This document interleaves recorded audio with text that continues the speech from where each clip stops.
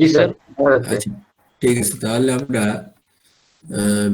এগুলো কি পড়ছিলাম, বেসিক ইকোনমিক প্রবলেমস? না স্যার, 3টা সংজ্ঞা পড়ানো হয়েছিল ফার্স্টে। আচ্ছা আচ্ছা, পড়ানো হয়নি, তাহলে এখান থেকে শুরু করতেছি। Okay sir. দেখো, হোয়াট টু প্রডিউস সোসাইটি, মানে রাষ্ট্র, আসলে সোসাইটি বলছে, ঠিক আছে, সোসাইটিও বলা যায়, সমস্যা নেই।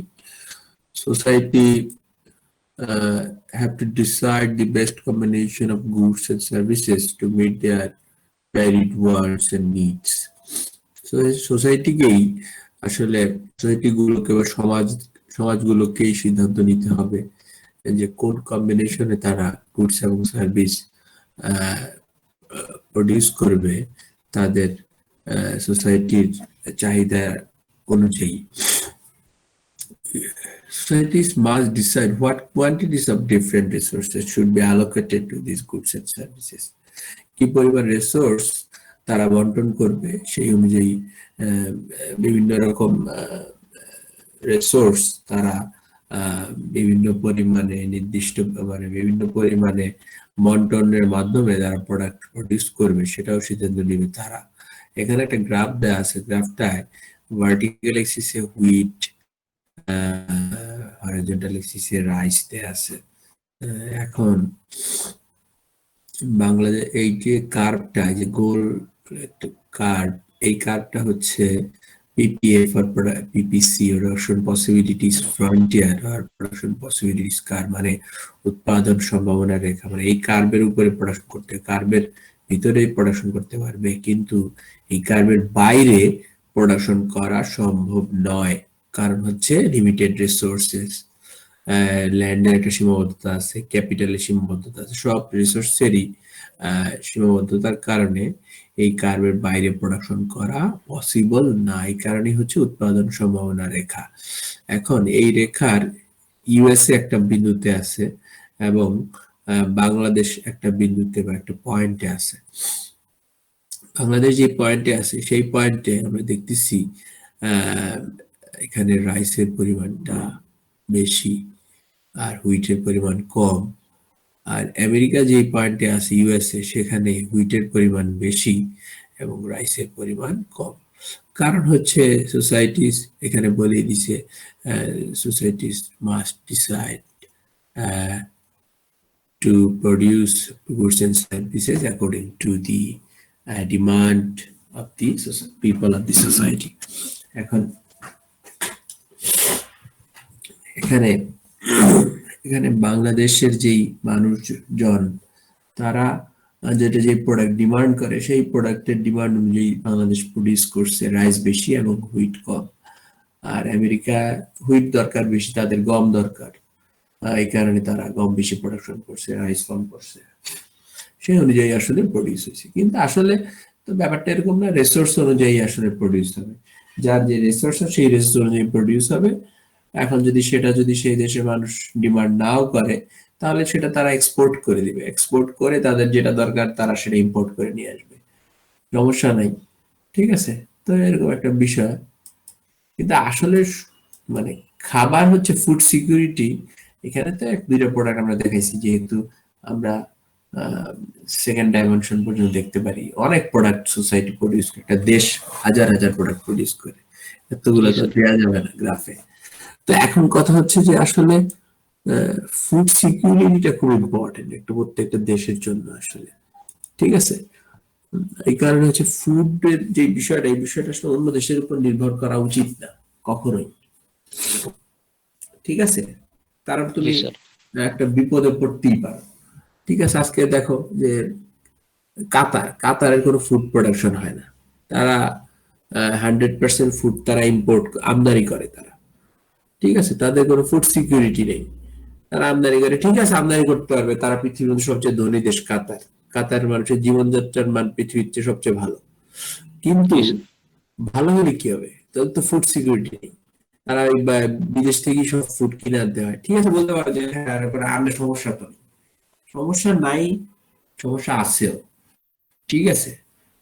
ক্রয় করে খাওয়া আর নিজের খাওয়া পার্থক্য আছে। আরেকটা ব্যাপার হচ্ছে যে অনেক সময় অনেক রকম ক্রাইসিস তৈরি হয় পৃথিবীতে, সেই সমস্ত ক্রাইসিসে কাতার তো ফুড পাবে না, টাকা দিয়ে টাকা বসে থাকবে, টাকা দিয়ে ডলার নিয়ে গোল্ড নিয়ে তেল নিয়ে বসে থাকবে, কিন্তু ফুড পাবে না। ঠিক আছে, এই বিষয়গুলো ইম্পর্টেন্ট। যার যেটা আসলে প্রয়োজন সেটা প্রডিউস করার কোনো কথা নেই, কারণ যেহেতু পৃথিবী হচ্ছে ওপেন, তুমি যে কোনো প্রান্ত থেকে কিনে আনতে পারো, সমস্যা নেই, যদি পৃথিবীর স্থিতিশীলতা থাকে আর কি, এরকম ক্রাইসিস না থাকে, সেক্ষেত্রে আসলে এটা সম্ভব। আসলে অন্যথায় তো আসলে কাতার একসময় বিপদ গেছিল, কাতারের খাবার বন্ধ করে দিয়ে সৌদি আরব আরো কয়েকটা দেশ পার্শ্ববর্তী বিপদে পড়ে গেছিল কাতার, পরে আবার ঝামেলা সলভ হয়েছে। বেশি আগের কথা না, হয়তো বছর খানিক আগের কথা।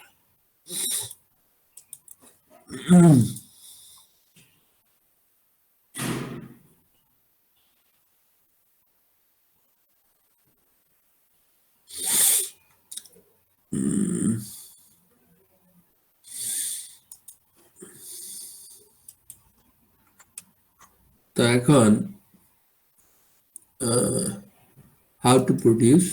Societies also have to decide the best combination of factors to create the desired output of goods and services.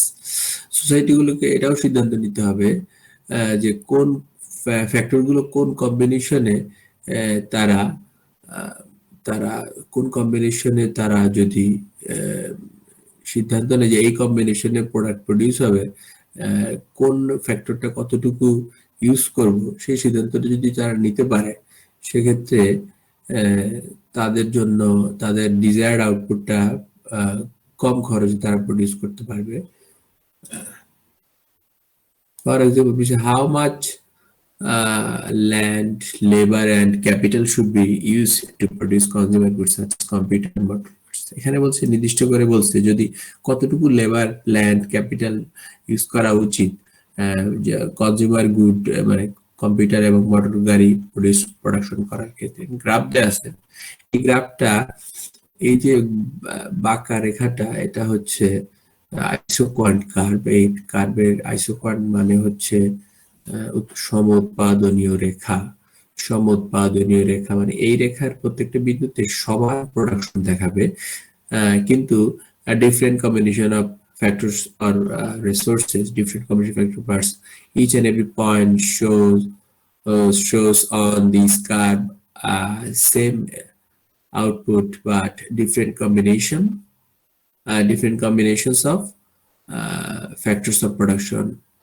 দেখো, এই যে বি, এই যে একটা পয়েন্ট বাংলাদেশ, এই পয়েন্টে লেবারের পরিমাণ L1 বেশি, ক্যাপিটাল বা মেশিনারিজ কম, আর এই এখানে ইউএসএ যেখানে আছে সেখানে লেবার কম, ক্যাপিটাল বেশি। কিন্তু ধরো যে দুজনই গাড়ি প্রোডাকশন করতেছে, বাংলাদেশও ধরো 10টা গাড়ি প্রোডাকশন করতেছে, আমেরিকাও 10টা গাড়ি প্রোডাকশন করতেছে, কিন্তু সেই 10টা গাড়ি প্রোডাকশনের ক্ষেত্রে বাংলাদেশ বেশি ইউজ করছে লেবার, মানে যে কাজগুলো লেবাররা করতে পারে সেই কাজগুলো লেবার বেশি ইউজ করছে, কিন্তু ওরা লেবার ইউজ কম করছে, ওরা মেশিনারি বেশি ইউজ করছে, কারণ ওদের দেশে লেবার কস্ট বেশি। আমেরিকার যদিও জনগণ বাংলাদেশ থেকে বেশি, ডাবল প্রায়, আমেরিকার মানুষ 33 কোটি, বাংলাদেশে হচ্ছে 16-17 কোটি, মানে বাংলাদেশের ডাবল জনগণ, কিন্তু আমেরিকা তো অনেক বড় দেশ। আমেরিকা 50টা স্টেট, তাদের একটা স্টেট বাংলাদেশের সমান। ঠিক আছে, তো এই বিষয়গুলো হচ্ছে ইম্পর্টেন্ট, যে বড় দেশ সেই হিসেবে ওদের জনসংখ্যা কম, জনসংখ্যা কম হওয়ার কারণে তারা আসলে তাদের লেবার কস্ট বেশি হয়ে যায়। এই কারণে তারা হচ্ছে যে তারা লেবারটা কম ইউজ করে, মেশিনারি বেশি ইউজ করে, হাই টেকনোলজি, অ্যাডভান্স টেকনোলজি তারা ব্যবহার করে। কিন্তু এখানে একটা বিষয় হচ্ছে যে আসলে তো এটা ডিসাইড করতেছে ফ্যাক্টরি, ডিসাইড করবে, এখানে ডিসাইড করবে আর কোম্পানির মালিক, সে ডিসাইড করবে যে আমি লেবার বেশি ইউজ করবো না ক্যাপিটাল বেশি ইউজ করবো। এখন যদি সে মনে করে যে লেবার কস্ট বেশি, তাহলে লেবার ইউজ করবে, লেবার কম ইউজ করবে, আর যদি মনে করেন না লেবার কস্ট কম, তাহলে লেবার ইউজ করবে। এটা তার ইচ্ছা, এটা সোসাইটির ইচ্ছা না। কারণ হচ্ছে সব তো কন্ট্রোল তো আর সোসাইটি কন্ট্রোল করে না। বাংলাদেশ কি সোসাইটি কন্ট্রোল করে? কন্ট্রোল করে এই কোম্পানিগুলা কন্ট্রোল করতেছে, কোম্পানির মালিক। এখন যেহেতু বাংলাদেশে যে প্রোডাক্ট প্রডিউস হয় সেখানে আসলে লেবারের বেশি লাগে, কারণ বাংলাদেশে তো আসলে হাই টেকনোলজিক্যাল প্রোডাক্ট বা অ্যাডভান্স টেকনিক্যাল প্রোডাক্ট বা মেশিনারিজ, ক্যাপিটাল গুডস এগুলি বাংলাদেশ উৎপাদন করে না। বাংলাদেশ উৎপাদন করে হচ্ছে কি গার্মেন্টস প্রোডাক্ট, যেখানে আসলে মেশিনারিজ লাগে না, সেখানে বেশি লাগে labour, human capital, physical capital যেটাকে বলে, সেটা লাগে। ঠিক আছে, কারণ কাপড় কাটা, সেলাই করা, বোতাম লাগানো, ইস্ত্রি করা, এগুলা হিউম্যান ক্যাপিটাল, লেবাররাই বেশি এটা এগুলার জন্য আসলে এফিশিয়েন্ট। ঠিক আছে, আর আমেরিকা তো জামা কাপড় প্রোডাকশন করে না, উন্নত বিশ্ব জামা কাপড় এগুলা গার্মেন্টস তাদের নাই, তারা এগুলি প্রোডাকশন করে না। তারা তারা সব technological product, capital goods, machineries, ঠিক আছে, এগুলো তারা প্রোডাকশন করে। আর জামা কাপড় টাপড় এগুলো যেগুলো যারা প্রডিউস করে, আনস্কিল লেবার যারা, তারা প্রডিউস করে। কথা বুঝছো? এই কারণে তো আমরা অনুন্নত, আমরা কারণ আমরা আমরা প্রোডাক্ট যেগুলি ব্যবহার করি, উৎপাদন করি, এগুলো সব হচ্ছে তোমার একদম মানে নিচের সারির প্রোডাক্ট, যেগুলো আসলে যে কেউ প্রডিউস করতে পারে, এই ধরনের প্রোডাক্ট। এগুলোর জন্য আসলে কারণ নির্ভরশীলতার দরকার নেই। বাংলাদেশ যদিও এগুলি এক্সপোর্ট করতেছে, কিন্তু এইসব প্রোডাক্ট তো যে কেউ প্রডিউস করতে পারে, এগুলো কোনো সমস্যা নাই। বুঝছো? এগুলোর কারণে দেশের আসলে ক্ষতি হচ্ছে। কারণ যার যেমন ধরো যে গার্মেন্টস এ যারা কাজ টাজ করে, এরা তো আলটিমেটলি এদের তো কোনো ফিউচার নেই। এদের দেখো এদের জীবনযাত্রার মান সারা জীবনই নিম্নমানের, সারা জীবনই থাকবে নিম্নমানের। এই কারণে হচ্ছে যে সোসাইটির দিনের পর দিন সোসাইটি আরো ক্ষতিগ্রস্ত হচ্ছে, বাংলাদেশ ক্ষতিগ্রস্ত হচ্ছে। ফর হুম টু প্রডিউস, কাদের জন্য প্রডিউস করা হবে, একটা ইম্পর্টেন্ট বিষয়, কাদের জন্য প্রডিউস করা হবে। এই কথাটা আমি আগের দিন বলছিলাম যে এই নেট আছে নাকি? হ্যাঁ জি স্যার, শুনতে পাচ্ছি স্যার। স্যার ও না, শুনতে পাচ্ছি স্যার। নেট মানে চলে গেছিলাম, ভয় পাইছিলাম।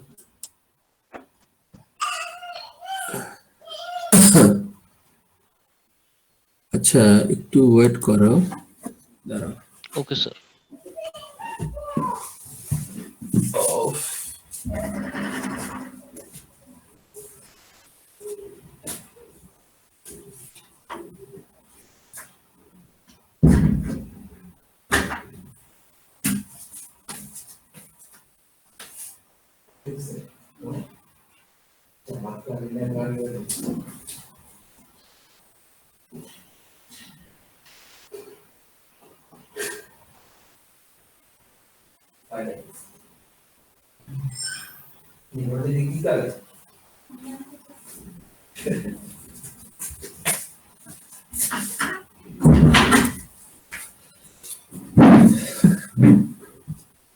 ওই আমার ছেলে ঘুম থেকে উঠছে তো চিলে চিলে করতেছে, বুঝছো?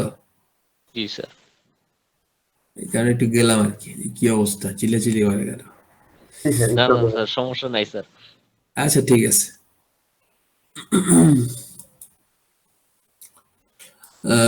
আচ্ছা দেখো, কাদের জন্য উৎপাদন করা হবে। All society need to decide who will benefit from the output from its economic activity. আচ্ছা, মানে সোসাইটি গুলোকে, সব সোসাইটি গুলোকে এই সিদ্ধান্ত নিতে হবে যে এই যে প্রোডাকশন হয়েছে, এই প্রোডাকশন থেকে কারা বেনিফিটেড বা উপকৃত হবে। ঠিক আছে, how much they will get it, মানে কে কতটুকু পাবে। দিস ইজ মানে এই প্রোডাকশনের, এই প্রোডাক্ট গুলোর, this is often called the problem of distribution. এই সমস্যাটাকে বলা হয় বন্টন, বা কিভাবে ডিস্ট্রিবিউট করব। Different societies may develop different ways to answer this questions. আচ্ছা, এই যে বিভিন্ন ডিস্ট্রিবিউশনের অনেক পদ্ধতি আছে, কিভাবে সোসাইটি আসলে ডিস্ট্রিবিউট করবে, এই লাইনটার দরকার নাই আসলে। বিভিন্ন রকম সোসাইটি আর কি, সোসাইটি সবই একই। সোসাইটি মানে আসলে সমাজ, সব সমাজ একই হওয়া উচিত, চিন্তা ভাবনা, দৃষ্টিভঙ্গি জনগণের প্রতি।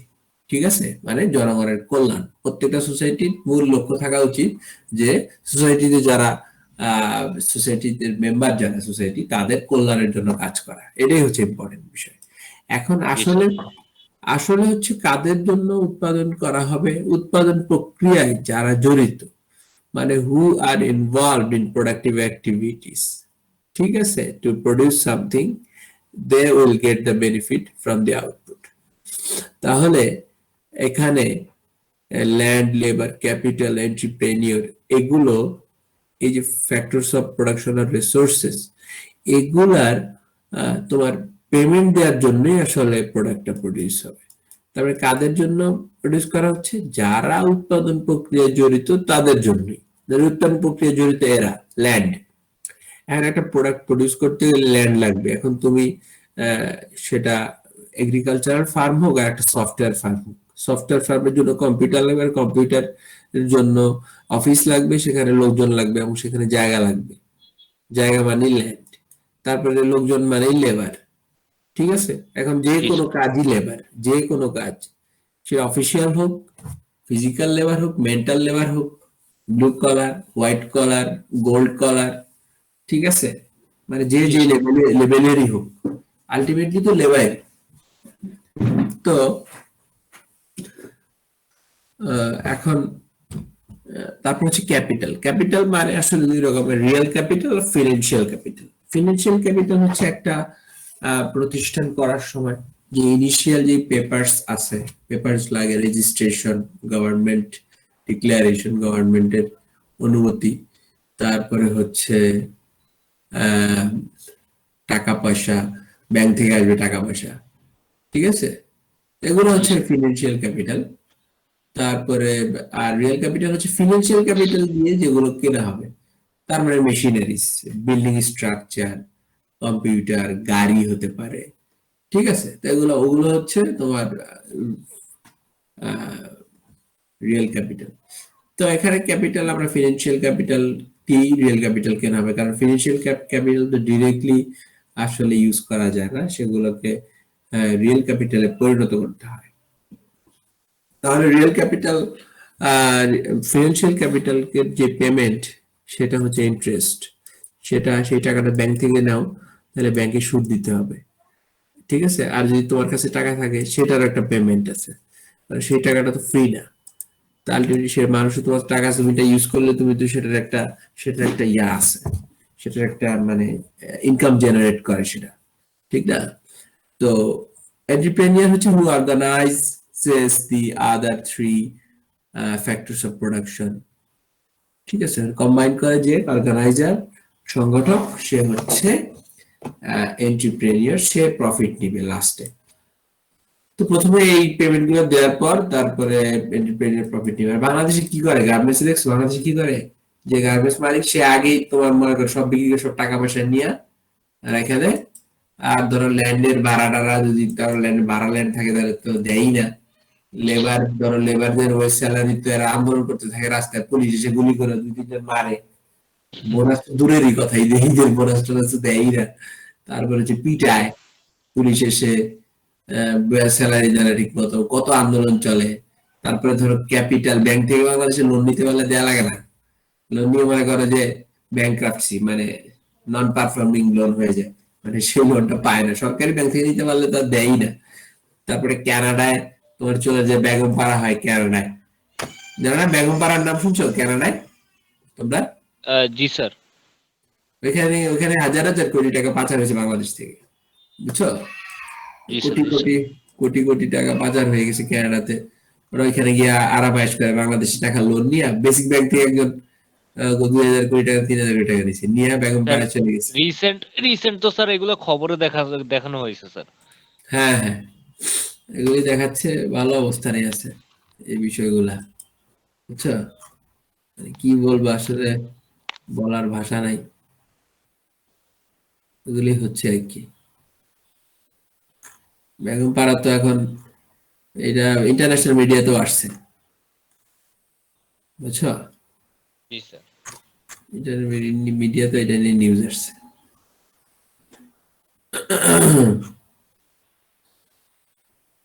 এগুলো এখন আসলে মোটামুটি বৈধ হয়ে গেছে বিষয়গুলো, কারণ দুর্নীতিবাজরা তো আসলে ছাড় পাইতেছে,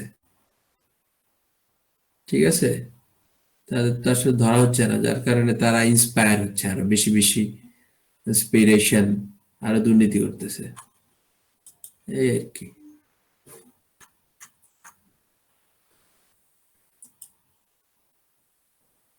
তাহলে আমরা যেটা পড়লাম সেখানে হচ্ছে যে যে basic economic problems of a country or an economy of a country, সেখানে যেই তিনটা প্রবলেম, একটা হচ্ছে হোয়াট টু প্রডিউস, কি প্রডিউস করা হবে, যেটা প্রয়োজন সেটা প্রডিউস করা হবে, সেটা আসলে রিসোর্স অনুযায়ী প্রডিউস করতে হবে, এটা হচ্ছে মূল বিষয়।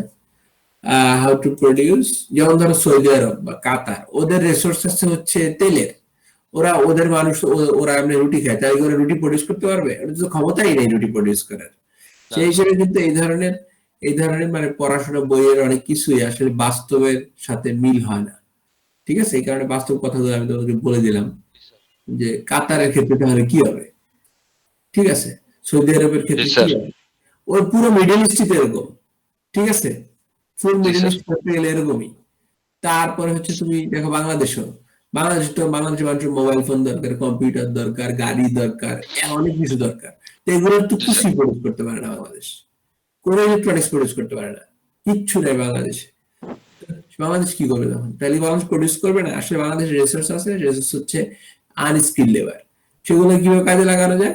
সেগুলো হচ্ছে তোমার এই যে গার্মেন্টসে কাজ করবে, এবং গার্মেন্টসে কাজ করবে আর প্রোডাকশন করবে garments product, RNG, readymade garments. তো এভাবে ইউজ হবে, এগুলো ব্যবহার হচ্ছে এবং তারা শোষিতও হচ্ছে। আমাদের কোনো উদ্যোগ নেই এদেরকে কিভাবে স্কিল করা যায়। তারপর হচ্ছে হাউ টু প্রডিউস, কিভাবে উৎপাদন করা হবে, সেটা তোমরা জানোই, যেই রিসোর্স আছে সেই রিসোর্স অনুযায়ী বেশি রিসোর্স যেটা আছে সেটা আমরা ইউজ করবো আর কি। কাদের জন্য উৎপাদন করব? যারা উৎপাদন প্রক্রিয়ায় জড়িত তাদের জন্য। আসলে তো উৎপাদন প্রক্রিয়া জড়িত তাদের জন্য উৎপাদন করা হয় না, কারণ আসলে সোসাইটি তো এটা নির্ধারণ করতেছে না, নির্ধারণ তো করতেছে কোম্পানি মালিক। তো তার জন্য সে প্রডিউস করবে, তার প্রফিটের জন্য আসলে। যাই হোক,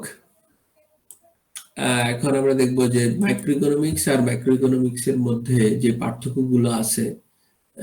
Basically, economics is divided into two broad areas, microeconomics and macroeconomics.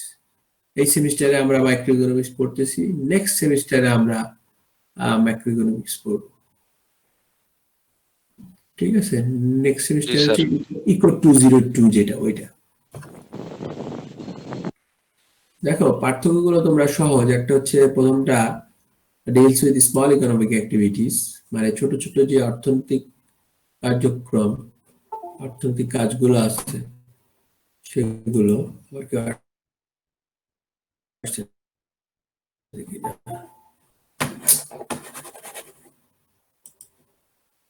সেগুলো মাইক্রোইকোনমিক্সের অন্তর্ভুক্ত।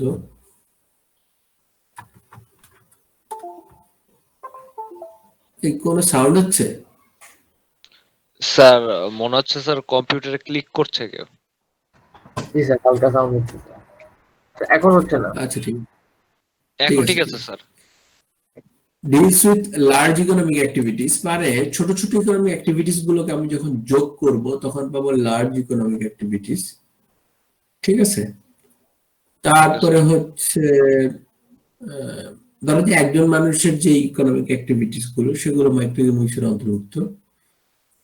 তারপরে হচ্ছে ম্যাক্রোইকোনমিক্স হচ্ছে সব মানুষের ইকোনমিক অ্যাক্টিভিটিস যোগ করে দিবে। পার্টিকুলার মার্কেট সেগমেন্ট, একটা নির্দিষ্ট মার্কেট সেগমেন্ট, একটা মার্কেটের অংশ, সেগমেন্ট মানে পার্ট, মার্কেটের পার্ট নিয়ে মাইক্রোইকোনমিক্স আলোচনা করে।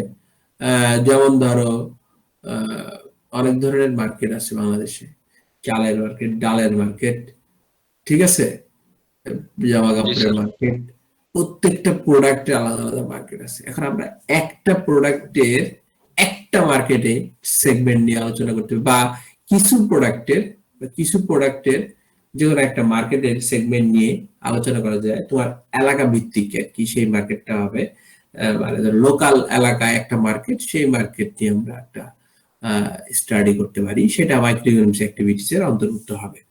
আর যদি পুরো দেশের ইকোনমি নিয়ে চিন্তা করি, সব মার্কেট যোগ করে দিই, সব দেশের আসলে টোটালি দেশের অবস্থা কি, একদম সব একদম চাল, ডাল, তেল, আটা, ময়দা, সব রকম প্রোডাক্টের যেই মার্কেট কত প্রোডাকশন হয়েছে সেই অনুযায়ী আমরা যদি স্টাডি করি, দেখতেছি যে এবছর চালের দামটা গত বছরের তুলনায় কত পার্সেন্ট বাড়ছে না ফল করছে, এরকম একটা বিষয়। কিংবা ধরো যে এবছর চালের কি পরিমাণ প্রোডাকশন হয়েছে কি পরিমাণ চাল এক্সপোর্ট হয়েছে, কি পরিমাণ চাল ইম্পোর্ট হয়েছে, এই সব নিয়ে হবে তোমার চালের মার্কেট। এরকম যদি করি তাহলে হবে তোমার ম্যাক্রো ইকোনমিক্স। ঠিক আছে? Okay sir. Effect on price of a good, একটা পার্টিকুলার প্রোডাক্টের প্রাইস বাড়তেও পারে কমতে পারে, কি কারণে বাড়তে পারে কি কারণে কমতে পারে, এবং সেই কারণে একটু কনজিউমারের কি হতে পারে এরকম। ইনফ্লেশন আর ডিফ্লেশন মানে average prices of goods and services, সেটা হচ্ছে প্রাইস লেভেল। এখানে দেখো জেনারেল প্রাইস লেভেল বলছে। ইনফ্লেশন কি? General increases of the prices of goods and services, আর general decreases of the prices of goods and services, সেটা হচ্ছে ডিফ্লেশন। তাহলে যখন প্রোডাক্টের দাম বেড়ে যায়, সাধারণত সব গুডস এবং সার্ভিসের এভারেজে দাম বেড়ে যায়, তখন সেটাকে আমরা বলি ইনফ্লেশন বা মুদ্রাস্ফীতি বলি যেটা। আর যে দাম কমে যায় সেটা হচ্ছে ডিফ্লেশন। ঠিক আছে? এভারেজে। Okay sir. তাহলে এখানে একটা পার্টিকুলার প্রোডাক্টের ক্ষেত্রে হবে প্রাইস, আর সব গুডস প্রোডাক্ট এবং সার্ভিসের যে এভারেজ প্রাইস সেটাকে বলা হয় প্রাইস লেভেল। তাহলে প্রাইস এবং প্রাইস লেভেলের মধ্যে দুইটা পার্থক্য আছে। একটা হচ্ছে একটা পার্টিকুলার প্রোডাক্টের ক্ষেত্রে, আর একটা হচ্ছে সকল গুডস এন্ড সার্ভিসের এভারেজ যে প্রাইস সেটা হচ্ছে প্রাইস লেভেল। তাহলে প্রাইস লেভেলটা হচ্ছে ম্যাক্রো ইকোনমিক একটা টার্ম, আর মাইক্রো ইকোনমিক্স এর টার্ম হচ্ছে প্রাইস। ইন্ডিভিজুয়াল লেবার মার্কেট আর এমপ্লয়মেন্ট আনএমপ্লয়মেন্ট। দেখো এখানে বলছি এমপ্লয়মেন্ট মানে একটা দেশের কর্মসংস্থানের অবস্থা, একটা দেশের কি পরিমাণ বেকার আছে, কত পার্সেন্ট লোক বেকার, কি পরিমাণ বেকার, সেটা একটা দেশের। আর ইন্ডিভিজুয়াল লেবার মার্কেট হচ্ছে যে কোনো একটা সেক্টরের, একটা নির্দিষ্ট সেক্টরের লেবারদের কি পরিমাণ এমপ্লয়েড আর কি পরিমাণ এমপ্লয়েড, বা এই সেক্টরটার ডেভেলপমেন্ট দরকার কিনা, এই একটা বিষয়। আর ইন্ডিভিজুয়াল কনজিউমার বিহেভিয়ার হচ্ছে ওই যে একটু আগে বলছিলাম যে effect on the price of a good, এটা প্রাইস কেন বেড়ে যায় একটা পার্টিকুলার প্রোডাক্ট, আর বেড়ে গেলে এরপরে কনজিউমাররা কি আচার আচরণ করবে। ঠিক আছে? সেটা হচ্ছে তোমার ইন্ডিভিজুয়াল কনজিউমার বিহেভিয়ার। আর aggregate demand of a country হচ্ছে এখানে হচ্ছে যে টোটাল ডিমান্ড। ধরো সকল গুডস এন্ড সার্ভিসের দাম যদি বেড়ে যায়, তাহলে দেশের মানুষের যে সামগ্রিক চাহিদা, সেই সামগ্রিক চাহিদার উপর কি প্রভাব পড়বে। তারপরে হচ্ছে তোমার সাপ্লাই অফ এ গুড, এখানে দিছে productive capacity or aggregate supply of N economy.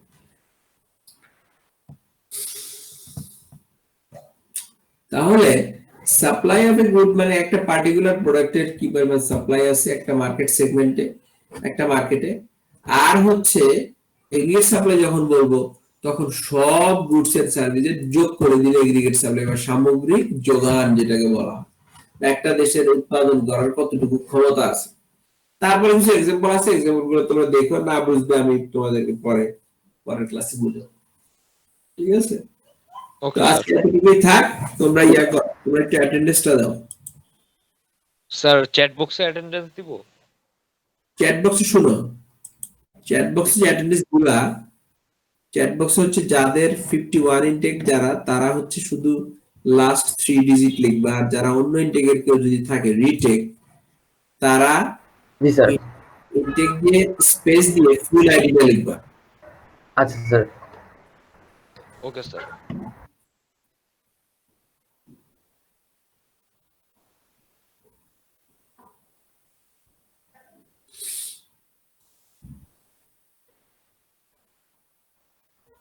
আচ্ছা তোমরা অন্য কোর্সগুলো অ্যাটেন্ডেন্স দাও কিভাবে? স্যার এইভাবেই দিই স্যার। স্যার এভাবেই। ও আচ্ছা ঠিক আছে। স্যার অনেকে আছে স্যার আবার এই যে ওয়ার্কশিট বা এক্সেল এ স্যার নেয়, আবার অনেকে আছে স্যার ফিজিক্যাল খাতার মধ্যে লিখে। খাতার মধ্যে মানে তোমাদের কি বলে যে মানে কল করে স্যার? জি স্যার। কল করে স্যার খাতার মধ্যে যখন লিখে। কল করলেও খারাপ না, কল করলেও ভালো।